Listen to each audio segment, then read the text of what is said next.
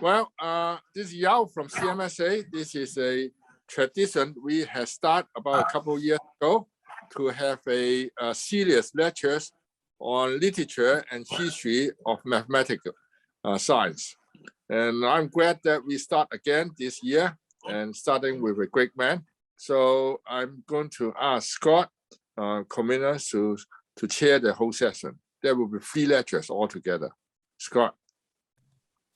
Wonderful. Thank you so much, Yao, for organizing this series once again. It's my great honor to introduce Eric Maskin, who is the Adams University professor and professor of economics and mathematics at Harvard.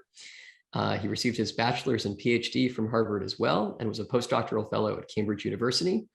And he's taught at MIT and the Institute for Advanced Study, and then sort of is now currently at Harvard. He's won more awards than it is possible to enumerate in this introduction. But let me highlight in particular that he's a recipient of the Nobel Memorial Prize in Economics in 2007 for his fundamental contributions to game theory. We'll over the course of the session, the remaining, the future sessions will maybe highlight some of his other interesting awards. There are some really cool ones, he's been all around the world. He's on the sort of honorary faculty in universities all over, and has received more than 15 honorary doctorates. More personally, he's sort of been an incredible mentor and inspiration to my own work, and quite an honor to have as a colleague and friend.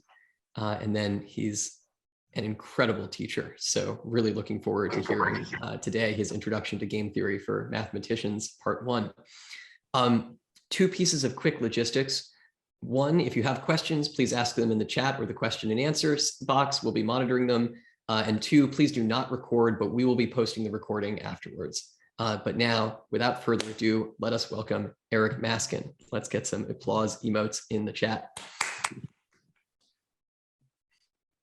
Thanks so much, Scott, and thanks to Yao for creating this valuable series. It's a pleasure to be with you today. I'm going to try in 3 lectures to give you an introduction to game theory. Today, I'll be concentrating on the fundamentals, and I'll show you some of the classic theorems, theorems by Zermelo and Nash and von Neumann. And then in the subsequent lectures, I'm going to be concentrating on applications to mechanism design and to auctions.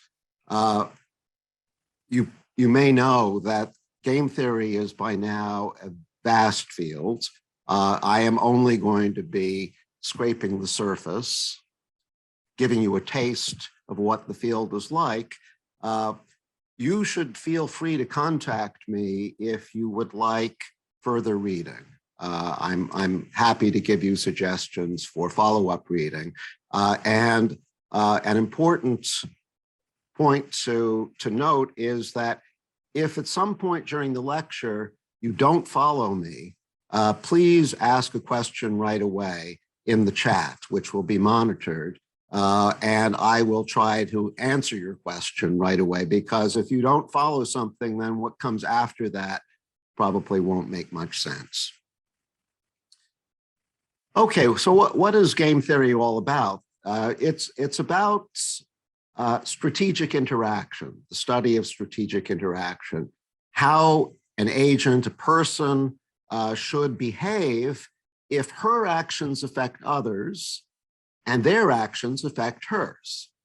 So if you think about common games like chess and Go or poker, it's obvious that those are games in the sense that your actions affect the other players and the other players affect your outcomes. But when we use the term game theory, we're thinking much more widely than games that you play in the parlor. For example, suppose that you are the CEO of Coca-Cola. Well, the prices that you set for Coke products are definitely going to affect your rival, Pepsi. And so Pepsi is going to respond to changes in prices that you make for Coke. And that means that you have to anticipate how Pepsi is going to respond when figuring out your own pricing behavior. So the interaction between Coke and Pepsi is a game in the sense that I will be using in these lectures. Now, one distinction I want to make before getting into the theory itself is between so-called non-cooperative and cooperative game theory. There are two branches. Non-cooperative theory is the theory where the decision maker is a single player, an individual player. And in non-cooperative theory, we specify all the details, that is, when players can move, what kinds of moves they can make, what they know about other players, and so on. And in particular, we normally assume that you cannot sign contracts with other players about what you're going to do. There are no binding commitments. And as you will see, a central concept in non-cooperative game theory is Nash equilibrium, the equilibrium concept that John Nash proposed 70 years ago. Cooperative theory has as its decision-making unit a group of players, a coalition of players.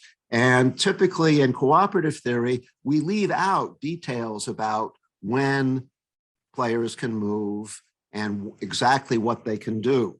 And in contrast to non-cooperative theory, it is assumed that commitments can be made, binding commitments can be made among players. And if you've heard of terms such as the core or the Shapley value, those apply to cooperative theory, not to non-cooperative theory. Now, cooperative theory, as it turns out, has not actually been used as much as non-cooperative theory in applied fields such as economics, political science, biology. When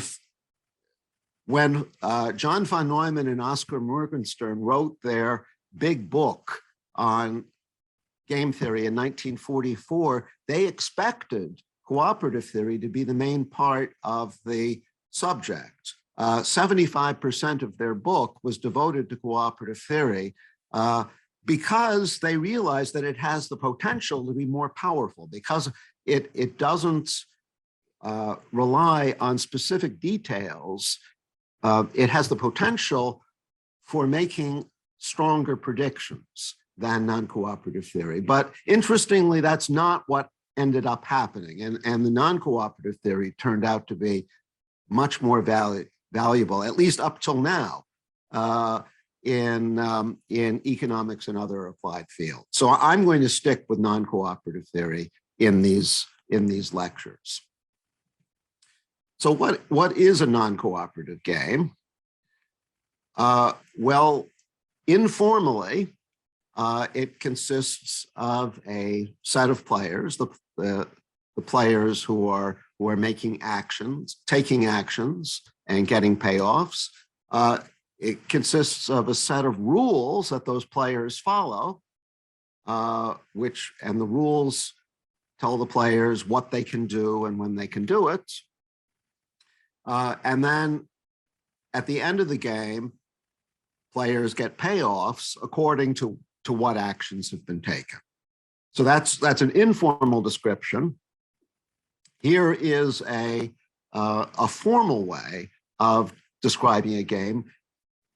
A fundamental way of describing a game is as a tree, which unfolds as we move from left to right. So the game starts with some player who is usually labeled player one, making a move. The nodes of the tree correspond to points in the game where some player can move. So player one can move here, and note that there are three branches emanating from this node. So that means that at this node, there are three things that player one can do. So the branches are the moves, they're line segments. And then if player one chooses this action, the upper action, then it becomes two's turn to move, and player two has two actions that he can make. And then at the end of the game, notice that we have a triple of numbers, x1, x2, x3. These are the payoffs that results if we end up here, if player one chooses this action and player two chooses this action. These are the consequent payoffs. So that really is all there is to describing a game in extensive form, or in tree form, as it's called. Now, this way of describing a game, there are other ways of describing games, which I will get to, but this way of describing games is perhaps the most fundamental. Here's an example of a little game where there are two players, and player one first decides, does she want to go to the ballet or to the football match? And then on the basis of what player one has done, player two decides whether to join player one. If one has chosen the ballet and two joins player one, then they get payoffs 2-1. If two goes to the football match without one, then they both get 0. So this is a game where the two players would rather go to the same event, but one of them, player one, prefers ballet, and the other, player two, prefers football. Now, in this game, the two players move sequentially. First, player one moves, and then player two moves.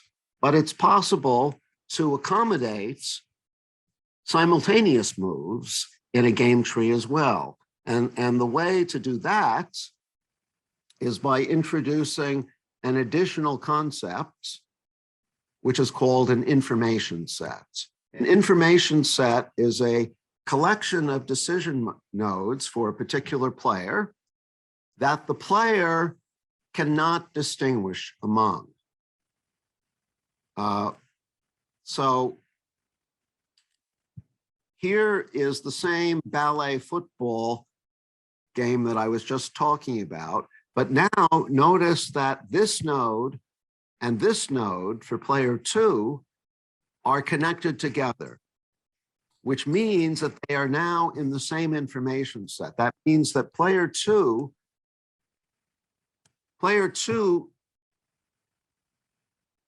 doesn't know when it's her turn to move, whether she's at this node or at this node. She doesn't know whether one has played ballet or football.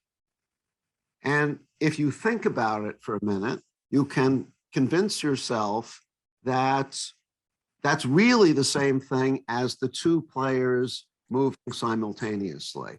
Formally, player one is moving first, but if player two doesn't know what player one has done, and if player one knows that player two is not going to know what he's done, then this is, in effect, a simultaneous move game. So that's one nice feature of games in tree form, games in extensive form. We can accommodate simultaneity. Now, Eric, quick interruption, because we're getting a lot of questions about the cost function, or sorry, the payoff structure and versus cost function and so forth. Versions of like, what's the exact meaning of payoff? does it reflect cost or gains and losses among players, and how do you determine its value? Okay, so at this level, things are very general. The payoffs are simply what you end up with at the end of the game. And if we were in an economic setting where the players are firms, you could think of the payoffs as profit, for example. That is revenue minus cost. But at this level of abstraction, payoffs are whatever the players are concerned about. These are net payoffs combining all gains and losses that might occur during the game. Good. Okay, so one important class of games are games of perfect information. A game of perfect information is one where an information set like this always consists of a single node. So, in other words, players never move simultaneously in a game of perfect information. So, for example, if you know chess is a game of perfect information. The players move sequentially, and players know whenever it's their turn to move exactly what has happened in the game up to that point. That's a game of perfect information. Okay, another thing that the extensive form, the tree form of a game can accommodate is randomness. So sometimes if you're playing a game, the outcomes don't just depend on what the players do, they depend on some randomness. For example, if you're playing poker, the outcome is going to depend on what cards you get. And that's random from your point of view. So the way to accommodate randomness is to introduce an additional player, an artificial player we call nature, and nature resolves the randomness. So here's an example. Suppose that you want to bet on whether a coin flip will come up heads or tails. So you can bet on heads, you can bet on tails, then the coin is flipped. And with 0.5 probability, it comes up heads. With 0.5 probability, it comes up tails. You can think of this game as a two-player game where first you move and make a bet, and then nature moves and determines whether the coin comes up heads or tails. Okay, now a critical concept in game theory is the idea of a strategy. A strategy is a complete prescription for how the player will behave in any circumstances she might find herself. That is, no matter what information set she is in, the strategy will tell her what she does at that information set. So here's the formal way of representing that. Let's look at player J, and let script I sub J be the set of player J's information sets. And let M sub J be the set of moves that player J can make.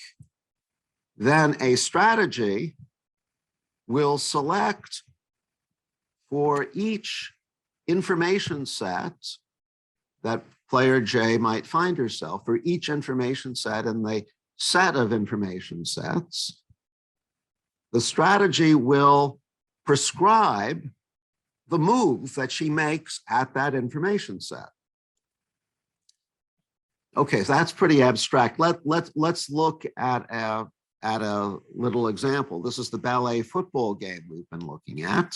Now notice that player one has two possible strategies. Player one just has one information set right here. She can either choose ballet or football. So once a choice between ballet or football has been made, her strategy is completely described. What about player two? Well, player two has two information sets, the one up here and the one up here. At each information set, there are two things that player two can do. She can choose ballet or she can choose football. So there are two things she can do here. There are two things she can do down here. There are 2 times 2 or 4 possible strategies. BB, well, the strategy BF means choose ballet up here, choose football down here. Now, this is the version of the ballet football game where player two does not know what player one has chosen. So in effect, this is a simultaneous move game. In this game, both players have two strategies. Player one can choose between B and F, and player two can choose between B and F, because in this game, player two has just one information set. Up here, she has two, here and here, but in this case, those two nodes are connected together, so it's a single information set. Now, once we know what strategies every player is using, we can predict exactly what is going to happen in the game. That is, we can start at the beginning of the game. Whoever moves at the beginning of the game, her strategy will say what she does there. And then as we follow our way through the game tree, every time we get to a new information set, well, the player in question will have a strategy which says what she does at that information set. So once we know the strategies for each player, we know exactly how the game is going to be played. And in fact, we may no longer even need the tree form anymore, the extensive form. We might be able to go to the normal form. Now, the normal form is a different way of representing a game. In the normal form, we simply look at the set of strategies that each player has, and we think of a function from the strategy sets to payoffs directly. So we don't look at the timing anymore. We just look at payoffs as a function of strategies. So if strategies S1 through Sn are used, then the payoffs are V1 through Vn.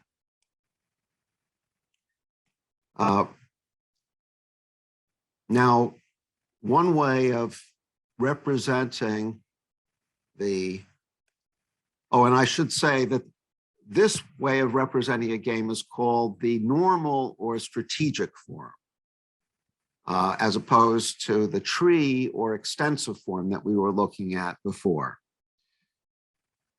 Now, let's go back to our ballet football game.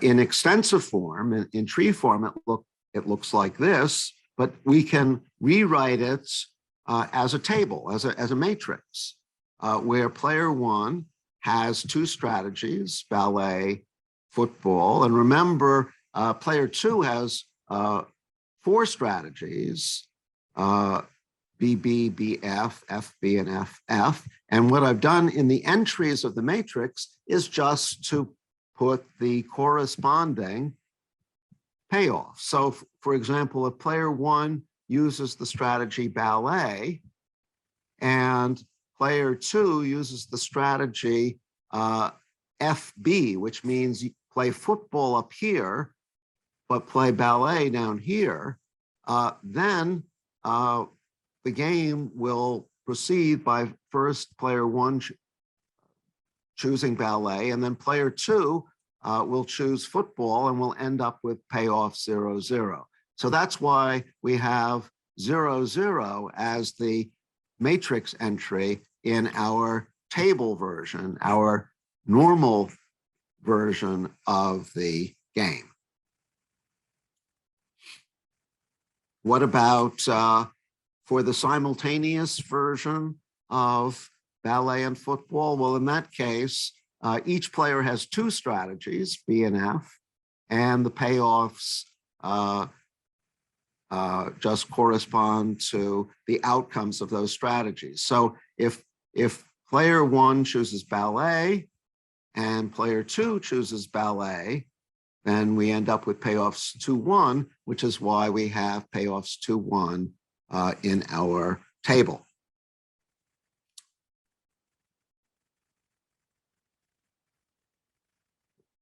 One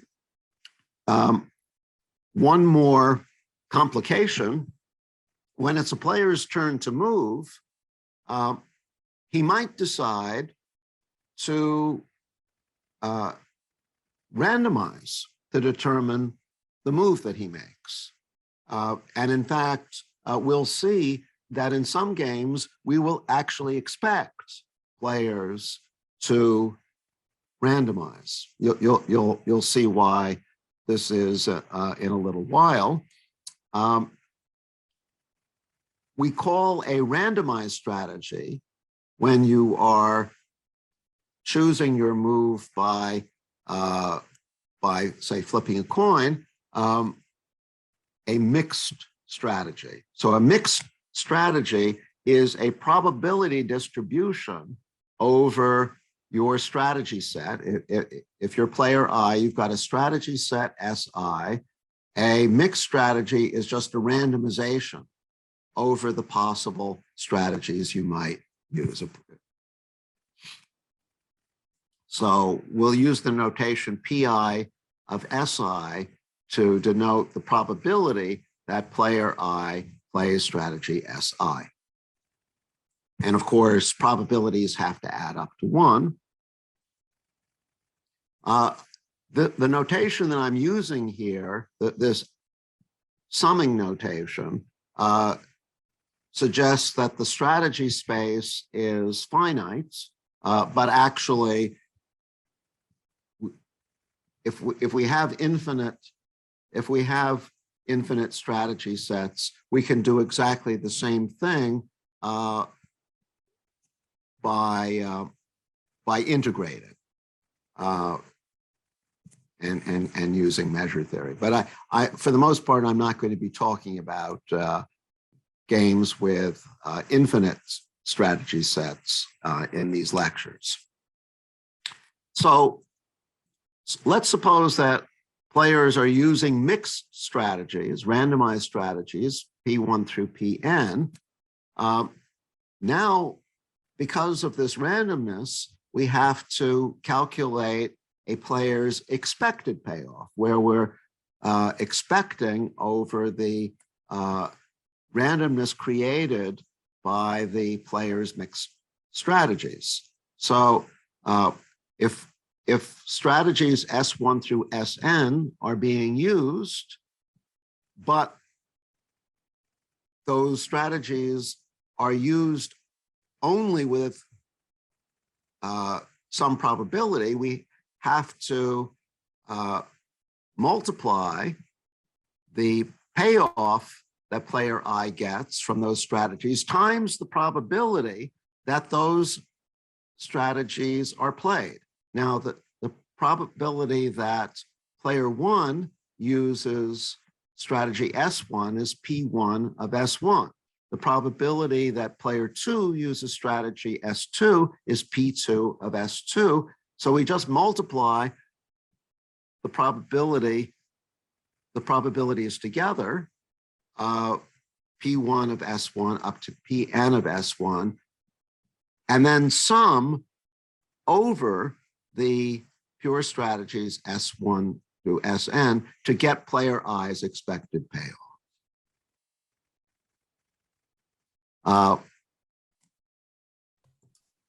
Now this is presuming that each player is randomizing independently of other players. For a quick clarification, sorry, on mixed strategy that's relevant to exactly what you're saying there. So the question is the mixed strategy, Polly asks, is the mixed strategy used when randomizing, like sort of in a single shot instance, or when the game is repeated many times? Like where does the randomization come from? The way that we're looking at it here formally is that the randomization occurs at the very beginning of the game. So there are all of these strategies you could be using at the outset. You randomize over them at the very beginning of the game. Now, in many games, that turns out to be equivalent to doing a randomization every time you get to a new information set. And I don't have time to get into it in these lectures, but there are theorems describing exactly when the two kinds of randomization are equivalents. But for now, just think of all of the randomization on the part of players as occurring at the beginning.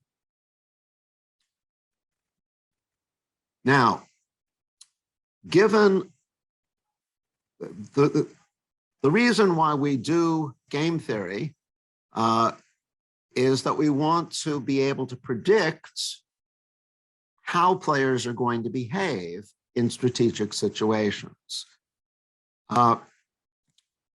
And when game theory was first developed, this was largely a normative concern. That is,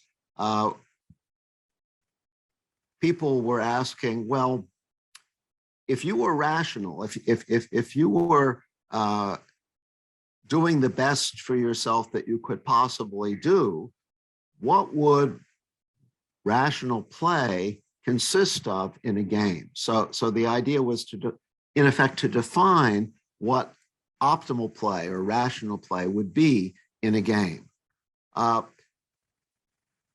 As it turned out, these normative predictions ended up describing a lot of actual play very well. So for applications, the normative theory ended up being used to make positive predictions. That is, how do actual players behave? Eric, there is a question about the previous slide, Sure.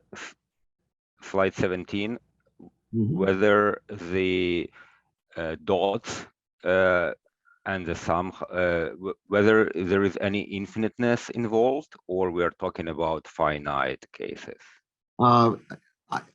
So this notation assumes finiteness. There are a finite number of players, 1 through n, and there are a finite number of strategies for each player. However, everything that I say here for the finite case can easily be generalized to the infinite case. I don't want to, for purposes of time, I don't want to get into the infinite case here, but take my word for it, you can generalize this all to infinite games.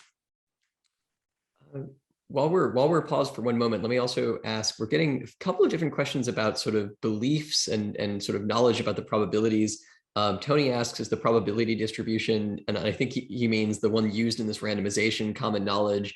And then somebody, Wei Wang asks, is the probability here like a belief or a preference towards the strategy? Like how do we think about the meaning of the probability distribution that draws the mixed strategy? Okay, those are very good questions. I think it's a little premature to try to answer them. I think I will be answering them in the course of the lecture. But if you're unhappy, if you think the answers are insufficient when I get to them, feel free to ask for more clarification. Awesome, thanks. Okay, so the idea is to predict how players are going to play a game so that we know what's going to happen in the game. And that leads us to the idea of a solution concept. A solution concept, in effect, picks out from all of the possible strategies or mixed strategies. I'm using the notation delta S1 to indicate all of the randomizations over S1, all of the mixed strategies that player one could use. So the solution concept pulls out from the strategies that could be used some subset that the solution concept predicts will be used. And far and away, the most important solution concept in non-cooperative games is Nash Equilibrium. Now, there are many, many refinements of Nash Equilibrium, but the central concept is very simple. By the way, Nash himself called this an equilibrium point, but today we call it a Nash equilibrium. And in a game, a Nash equilibrium is just an n-tuple of mixed strategies, one for each of the n players, such that each player has no incentive to play any other strategy. That is, no player has the incentive to deviate unilaterally. So this is the payoff the player I gets if she plays her Nash equilibrium strategy and all the other players play their Nash equilibrium strategies. So in answer to one of the questions that was just posed a few minutes ago, you can think of player I as knowing or predicting what the other players are going to do. I'm using the notation P minus I star to refer to the n minus 1 tuple of strategies that the players other than I are using.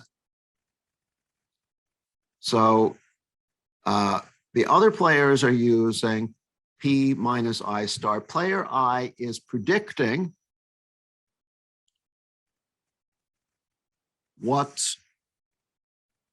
strategies the other players are going to use. And in a Nash equilibrium, player I is not going to want to deviate to some other strategy SI.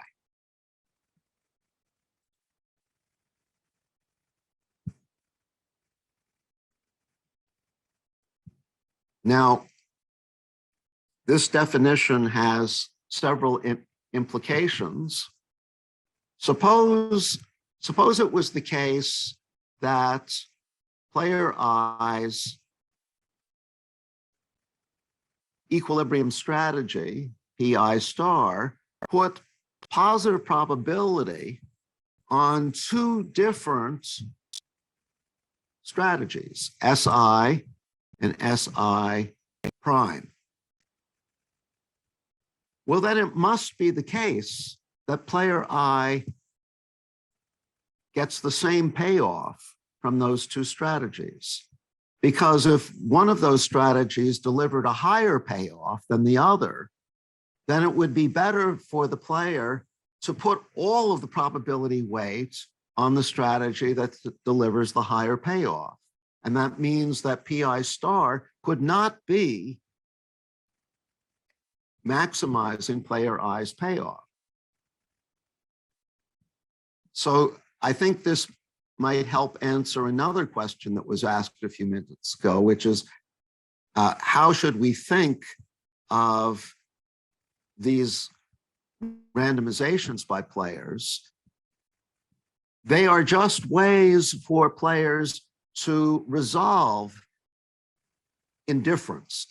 If there are two strategies that I could use, SI and SI prime, and I get the same payoff from them, I have to resolve my indifference between them somehow. I could use either one. And one way of resolving that indifference is to randomize over them. And so that's what a mixed strategy is doing. In equilibrium, in Nash equilibrium, the mixed strategy is just randomizing over pure strategies that deliver equal and maximal payoffs for the player. By the way, when player is considering deviating from her Nash equilibrium strategy, PI star, to SI, it suffices to look at a pure strategy, a non-randomized strategy, as a deviation, because if she couldn't do better by deviating to a mixed strategy, since again, one of the pure strategies she's randomizing over would be optimal.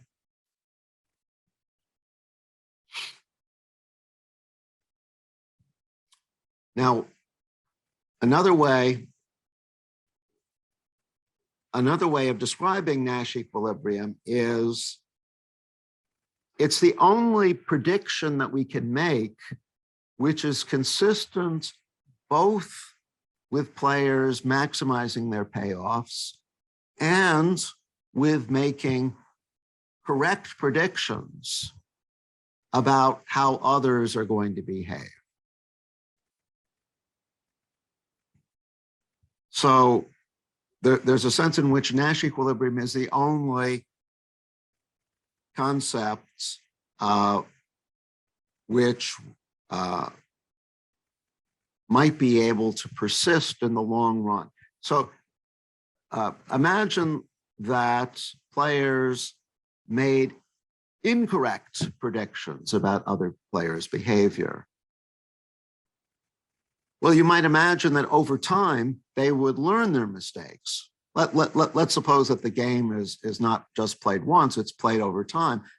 You might imagine that over time, they learn that they've made mistakes and they correct those mistakes. In that case, the only kind of behavior we would expect to see in the long run when players have eliminated their mistakes is Nash equilibrium behavior. And that, by the way, is one reason why Nash equilibrium is an important concept in biology when trying to understand genetics. Now, of course, genes are not rationally choosing one strategy or another.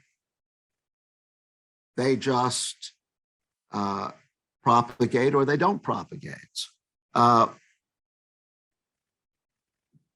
Nevertheless, Nash equilibrium is a good prediction for what genes we will see in the long run, because if the successful genes get propagated and the unsuccessful genes don't get propagated, then in the long run, the genes that we will see will be the high payoff genes, the ones that successfully propagate. So even for a field where the agents are not rational, they have no capacity for thought, Nash equilibrium can be a very useful concept for describing what we end up seeing, at least in the long run, when the system has had a chance to reach some kind of steady state.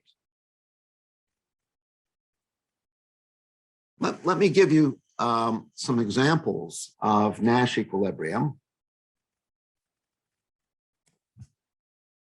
This is a famous game in the game theory literature.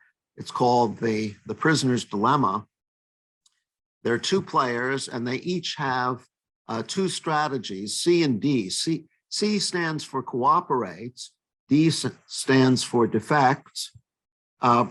If they both cooperate, they get payoffs 2-2, which is very nice. If they both defect, they get payoffs 0-0, not so nice. Despite the fact that 2-2 is better than 0-0, you can easily see that there is a unique Nash equilibrium of this game, which is for the two players to play DD. Why? Because if the other player is playing D, you are better off playing D and getting a payoff of 0 rather than -1. I'm talking about player 1 here. Player 1 is better off getting 0 than -1. So player 1 will certainly play D if she anticipates that the other player is going to play D. But even if the other player plays C, player 1 is better off playing D, defecting, because 3 is bigger than 2. So despite the fact that 2-2 is better than 0-0, the unique Nash equilibrium of the game generates payoff 0-0. And the reason this game is so famous is because it illustrates that there's a conflict between what is good for the group, payoffs 2-2 are good for both players, and what is good for the individual who is trying to maximize her own payoff. If we look at individual maximization, we end up with 0-0. If we look at group maximization, we end up with 2-2. This conflict is important in many fields of study, economics, political science, even biology. Now, here is another famous game. It's a very simple game called matching pennies. Suppose that there are two players and they each simultaneously put a coin down on the table. And if the two coins match, if they both come up heads, or if they both come up tails, player 1 wins. Player 1 is the player who is choosing rows. And if the coins don't match, then player 2 wins. Player 2 is the player who chooses columns. And you'll see that there is no equilibrium without randomization. So for example, heads is not a Nash equilibrium. That results in the payoffs 2-0. But then player 2 is better off deviating and playing tails, because then player 2 gets a payoff of 2, which is bigger than 0. And similarly, none of the other three squares in the payoff matrix can be a pure strategy equilibrium. So we have a mixed strategy equilibrium. How do we find that mixed strategy equilibrium? Well, remember, if a player is randomizing over different pure strategies, it must be that she's indifferent among those pure strategies. So if player one is randomizing between heads and tails, it must mean that she gets the same payoff whether she plays heads, whether she plays tails. Now, if player two is using strategy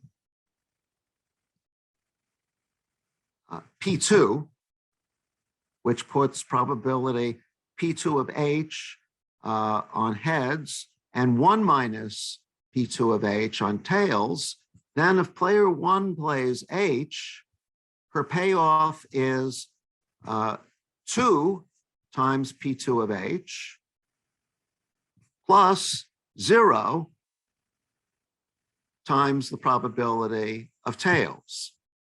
If, on the other hand, she chooses tails, she gets a 0 payoff if the other player plays heads, but she gets a payoff of 2 if the other player plays tails, which happens with probability 1 minus P2 of H. So in Nash equilibrium, player one has to be indifferent between playing heads, where this is her payoff, and playing tails, where this is her payoff. We can now use this equation to solve for P2 of H. It's going to end up being a half. And the same thing for player one. In order to calculate player one's mixed strategy, we look at the equation which says that player two is indifferent between playing heads and tails. And that's how we solve for P1 of H. In other words, each player randomizes in a way that makes the other player indifferent.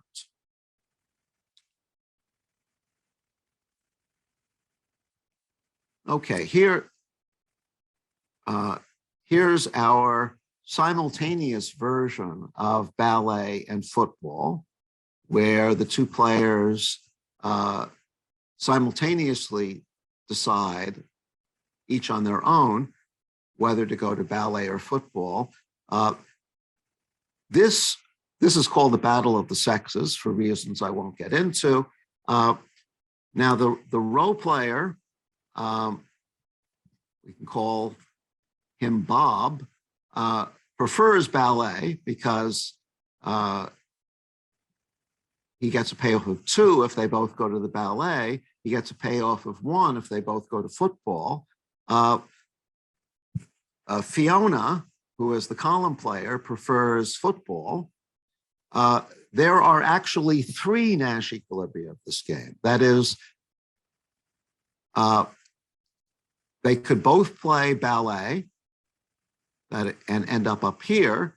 Notice that neither player has the incentive to deviate unilaterally.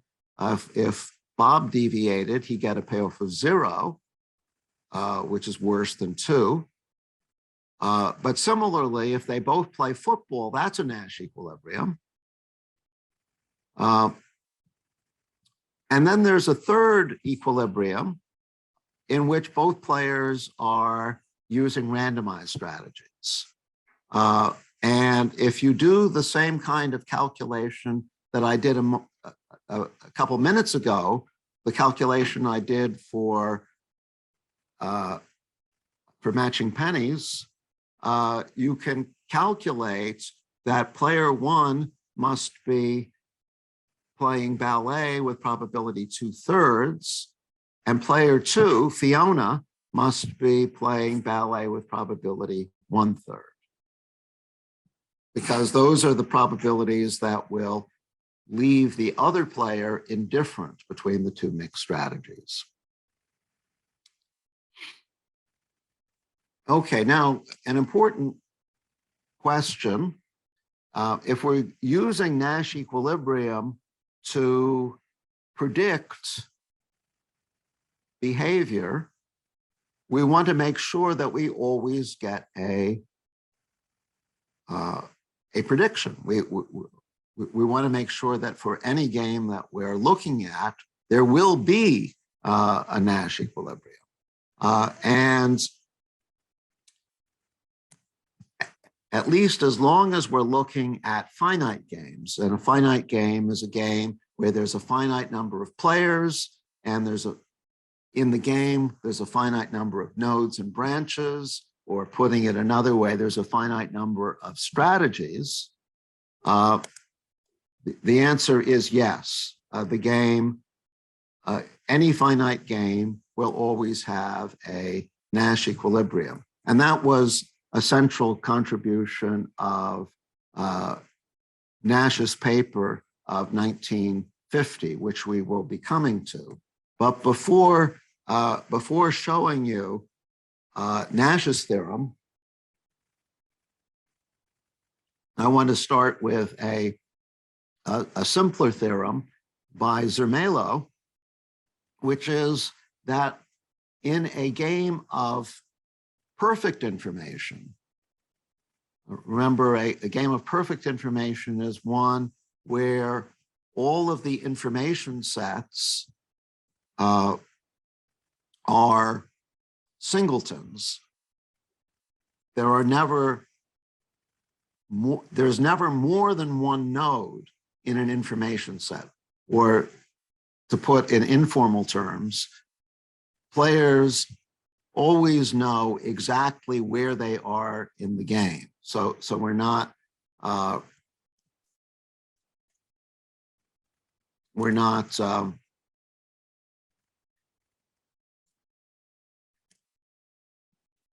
in a situation like this where player 2 doesn't know whether she's here or here. So in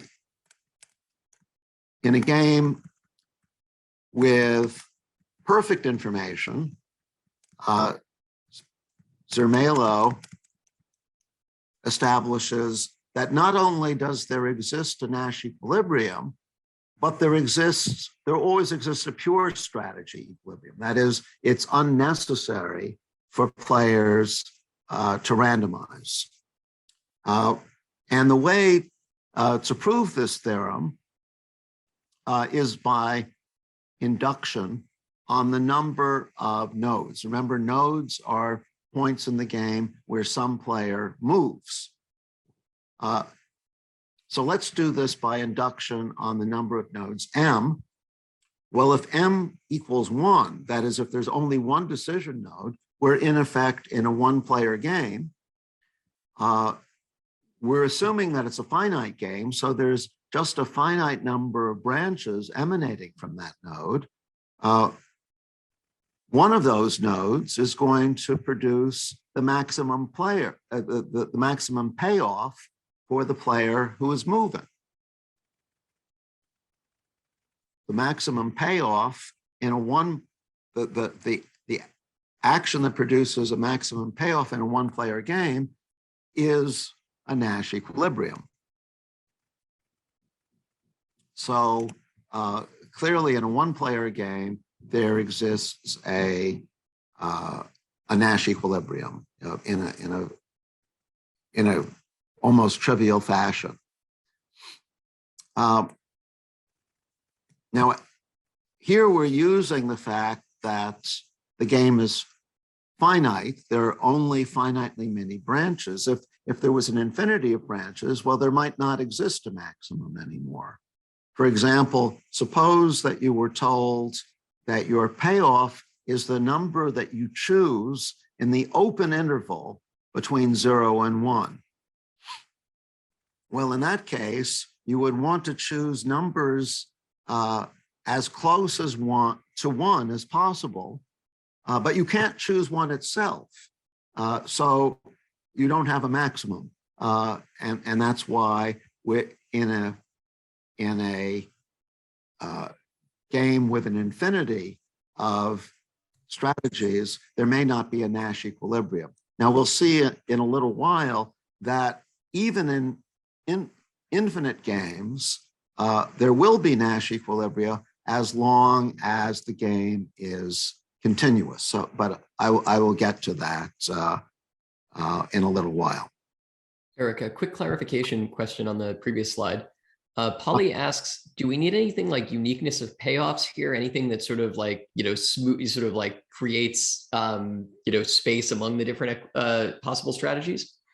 No, that is, suppose there were more than one, there was more than one move that delivered the same maximum payoff for the player moving here. Well, any of those then could be Nash equilibria. That is, we're not proving uniqueness of Nash equilibrium here. We're simply proving that there exists a Nash equilibrium. If there are multiple maxima, then there will be multiple Nash equilibria.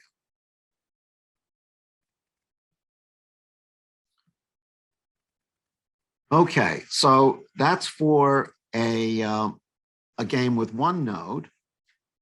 Now, since this is an inductive proof, let's assume that the theorem is true for any game with m nodes, and let's prove that that implies that it's true for a game with m+1 nodes. And for these purposes, I'm going to assume that there are just two players. The argument is the same for more than two players, but it's a little easier to draw it if they're just two players. Okay, so let's look at what we can call a final node of the game. Remember, the game is finite. There are only m+1 nodes.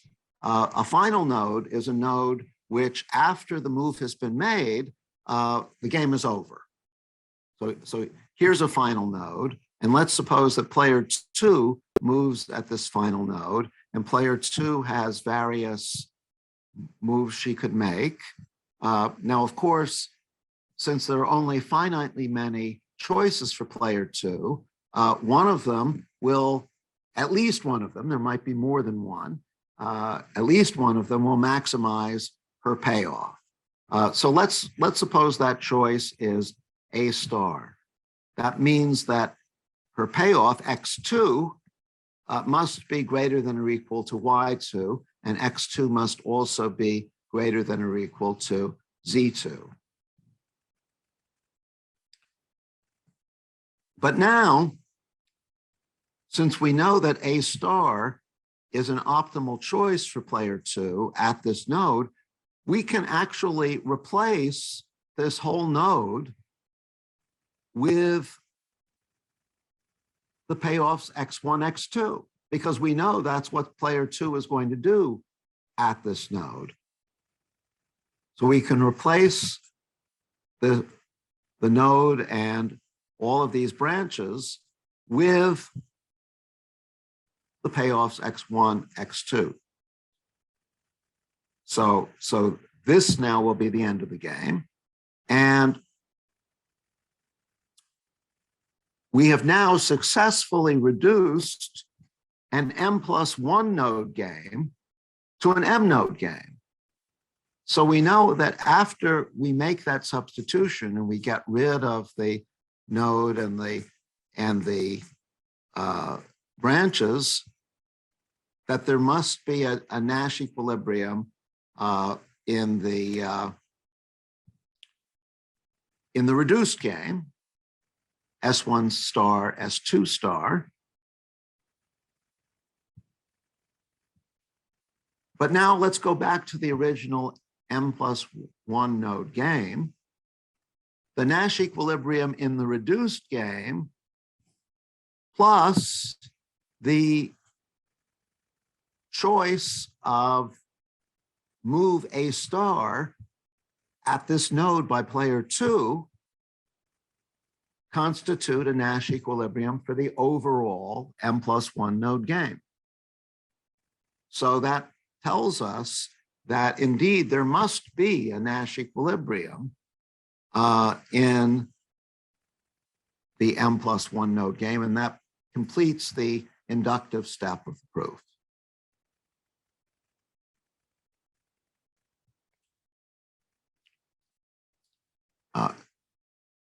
I'll pause to see whether there are some questions about that. Does everyone follow?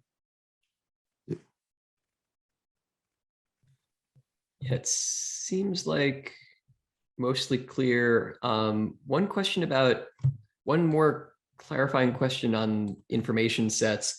Mm-hmm. If the information sets are infinite, or the set of, I think it's the set of possible information sets are infinite, what's finite in the underlying game?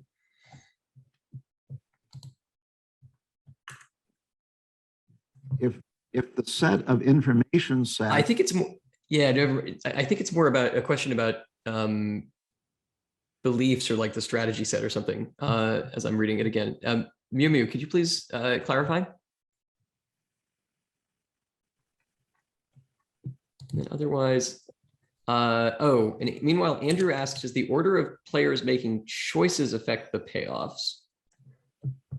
it certainly could, but when we specify a game, we also specify the order in which players move.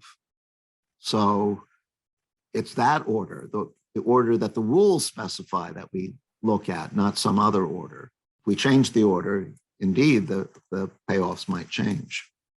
Just as in chess, it might matter whether you're playing white or black.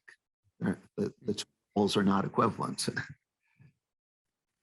a great metaphor. Okay, we don't have a clarification on the information set question, and nobody's raising questions specifically about the proof. So I think Okay. you're Well, why don't I go on? good to go. This is the central result I want to talk about today, which is Nash's 1950 proof that any finite game has a Nash equilibrium. Now, we already saw Zermelo's theorem, which shows that any game of perfect information, where the information sets consist of just one node, has a Nash equilibrium. But Nash showed this for any finite game, to prove this theorem, we need some kind of fixed point theorem.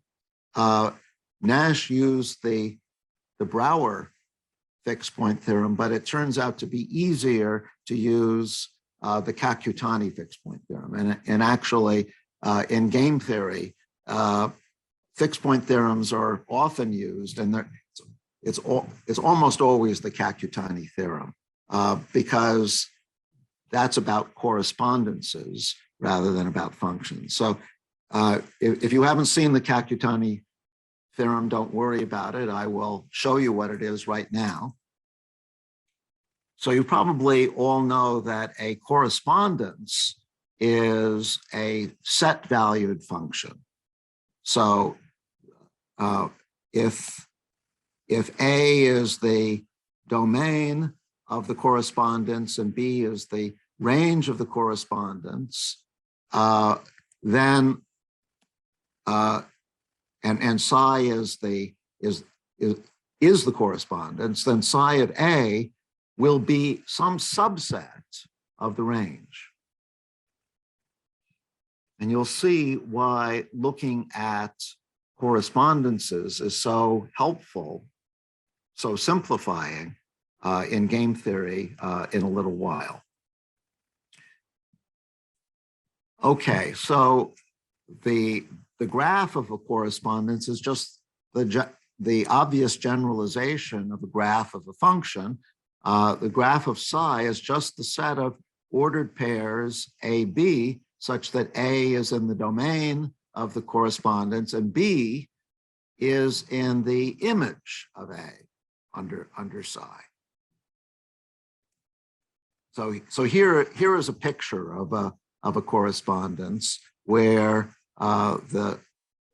where A is along the horizontal axis and B is along the vertical axis. And notice that for each value of A, there's a set psi of A in the image. So if you like, you can think of a correspondence as a thick function.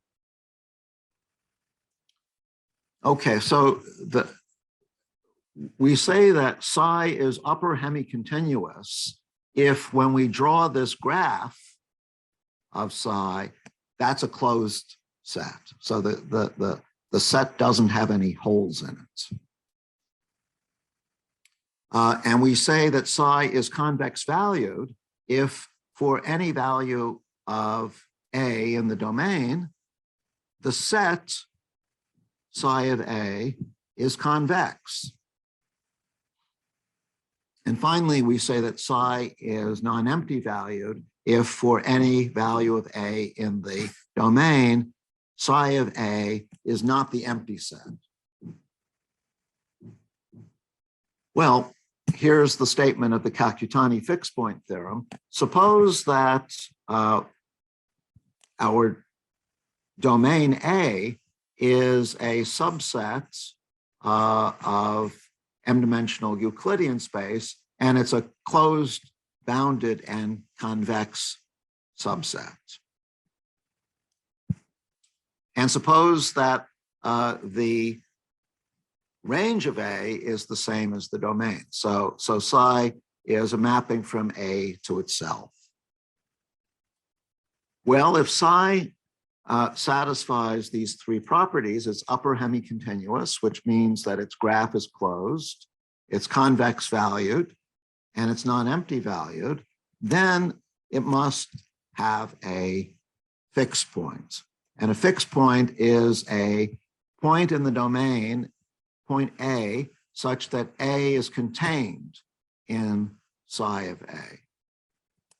So here's a picture.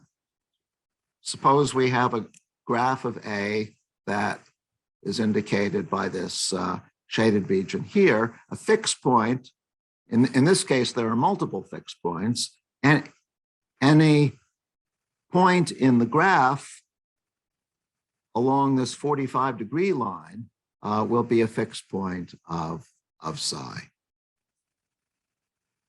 I'm not going to prove the Kakutani theorem. If you've seen the Brouwer theorem, to prove the extension to correspondences is pretty straightforward.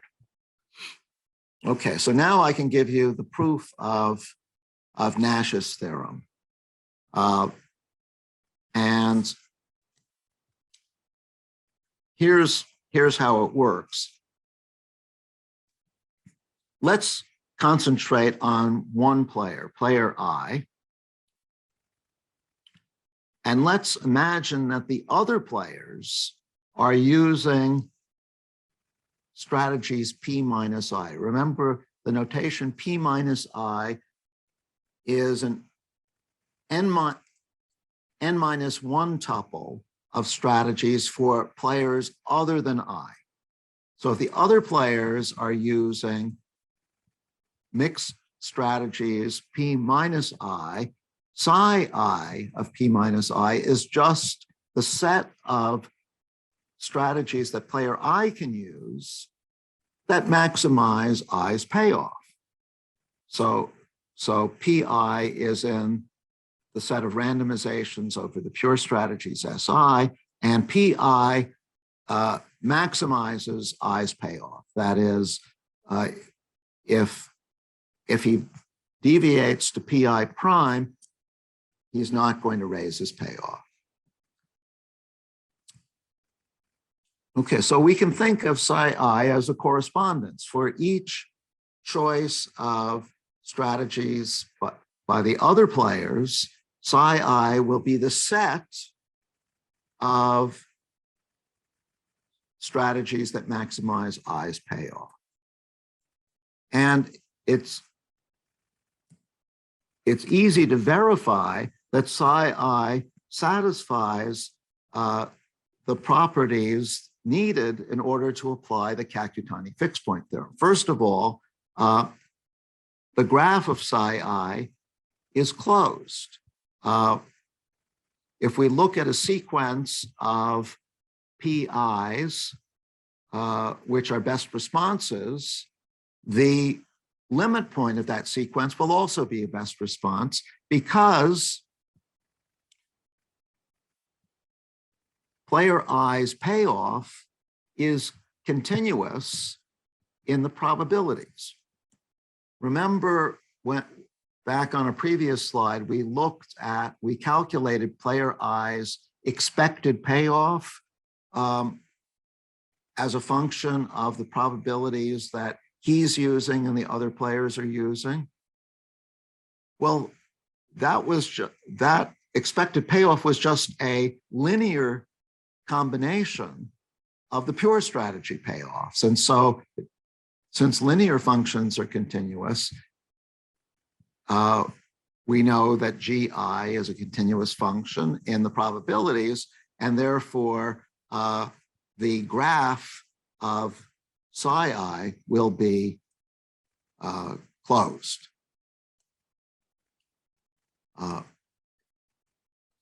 Now, furthermore, we know that psi I is convex valued. If we have two strategies, PI and PI prime, which are optimal for player I, any convex combination of PI and PI prime will also be a maximizing strategy.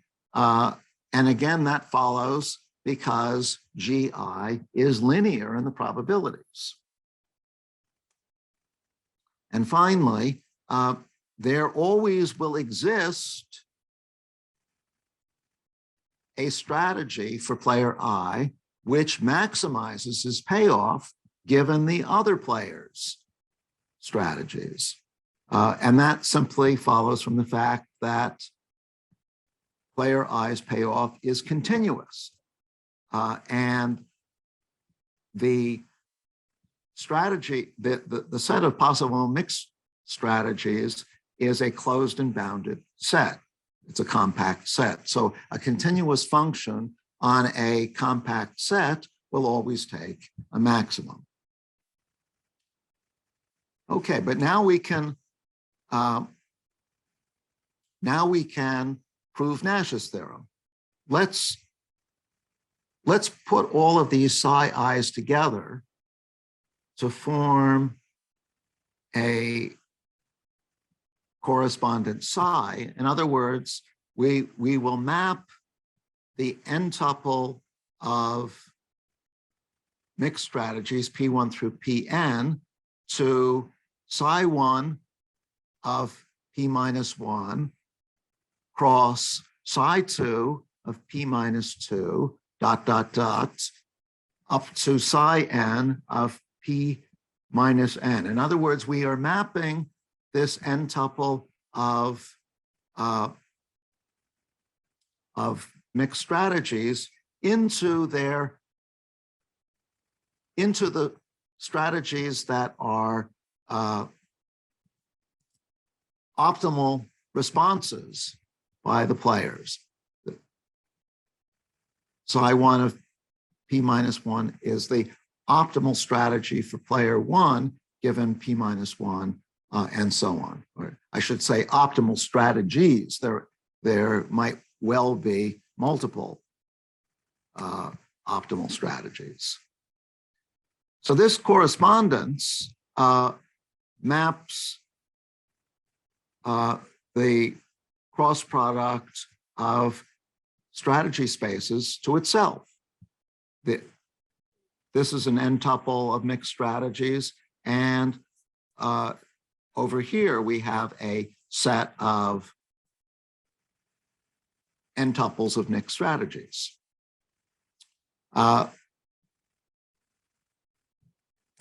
And furthermore, this correspondent psi satisfies all of the properties that we need to apply the Kakutani fixed point theorem. So we know that psi will have a fixed point.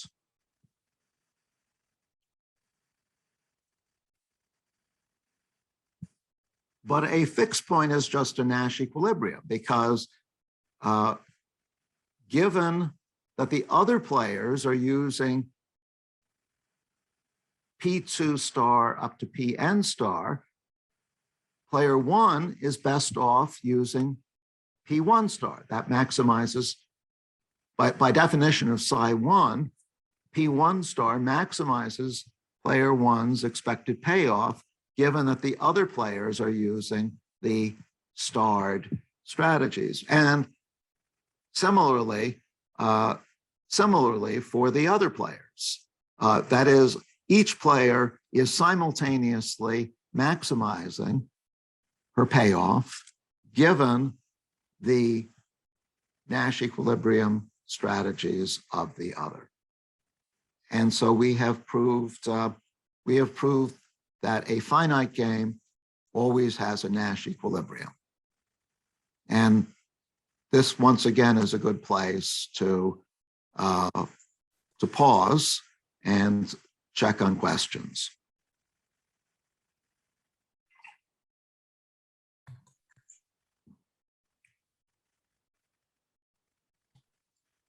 Okay, we've got some questions coming in. Wei Lu asks, where is finiteness used in the proof? Finiteness is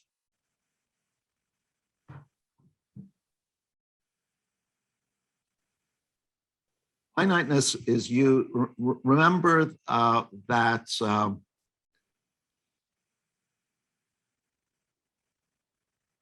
we're looking at a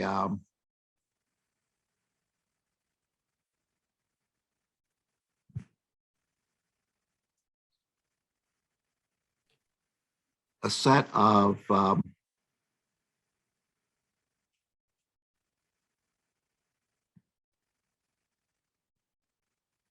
mixed strategies over a finite set Si. If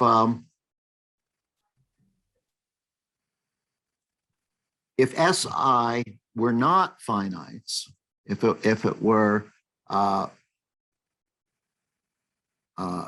infinite set, then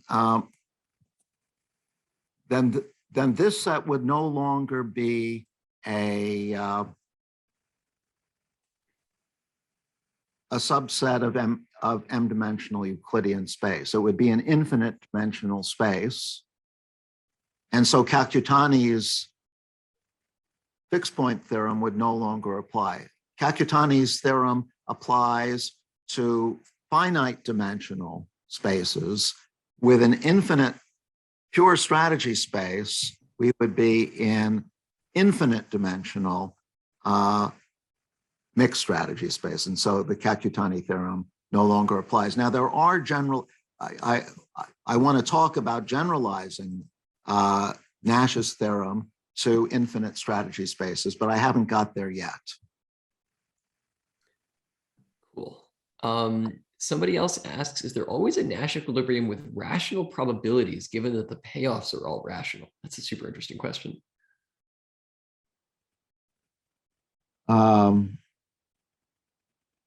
That is an interesting. I've never heard that question posed. I think if the payoffs are all rational and players are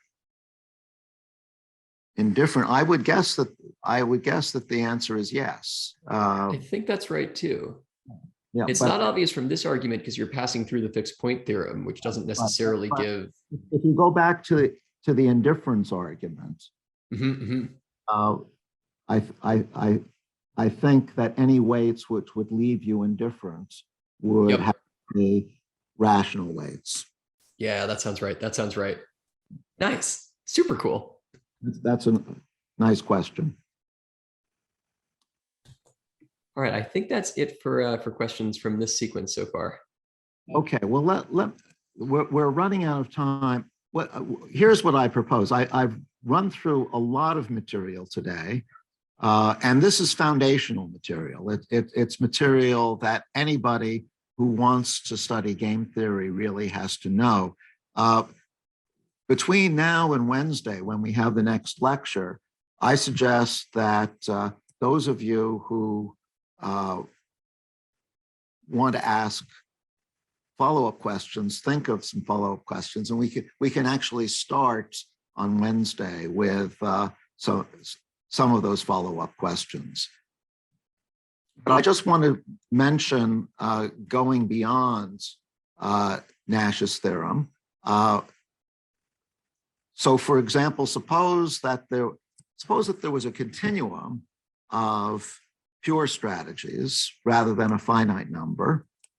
Well, we can actually extend Nash's theorem to that setting as long as the payoff functions are continuous in the pure strategies. Now, for the purposes of Nash's theorem, we didn't require any continuity in pure strategies. There were just a finite number of pure strategies, so continuity didn't even make sense.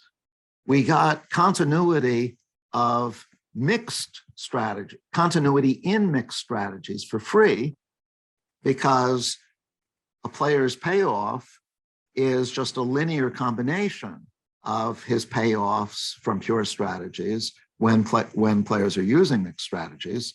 So continuity just follows from linearity. But now, if we have a continuum of pure strategies, we actually have to assume that the payoff function is continuous in those pure strategies. But then we're fine. We can show that a Nash equilibrium exists as long as the set of pure strategies has the same nice properties as before. It's in m-dimensional Euclidean space. It's a closed, bounded, and convex set. And the way to prove this is to first approximate the continuous pure strategy spaces by finite strategy spaces. So if the continuous strategy space is, say, the closed interval between 0 and 1, we just approximate that interval by some finite set, like 1 over n, 2 over n, 3 over n, and so on. And then as n goes to infinity, that finite approximation gets better and better. For each finite approximation, we know that there will exist a Nash equilibrium for the corresponding finite approximation strategy spaces. Since we're assuming that the payoff functions are continuous, if we take the limits of the equilibria in the finite approximation games, that limit will be a Nash equilibrium of the limiting game, of the game with the continuous strategy set. So this is a very easy way to go from Nash's theorem to continuous strategy spaces.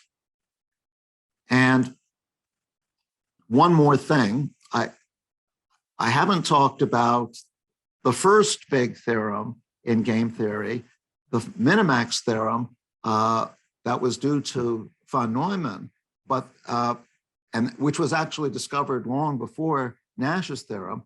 The minimax theorem applies only to games which are two-player games and zero-sum games. That is, the payoffs have to add up to 0. So whatever I win, you lose, and vice versa. And von Neumann showed that there, in any finite two-player zero-sum game, there exists a pair of strategies for the two players such that if player I deviates, his player goes down. But furthermore, if player J deviates, player I's payoff goes up. And that just follows. If Pi star, Pj star is a Nash equilibrium, this second inequality just follows from the fact that it's a zero-sum game. If your payoff goes down, my payoff must go up.